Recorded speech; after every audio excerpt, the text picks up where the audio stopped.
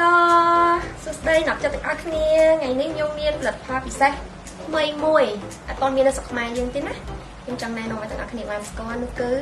សាប៊ូកក់សក់ Spally រូបមន្តពិសេសមកពីប្រទេសជប៉ុន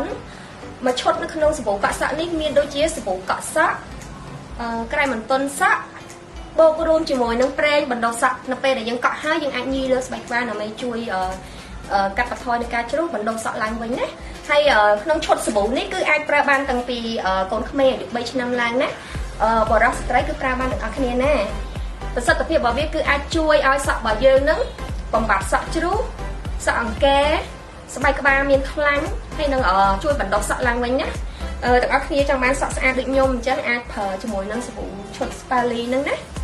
អរគុណច្រើនទាំងអស់គ្នាបាយបាយ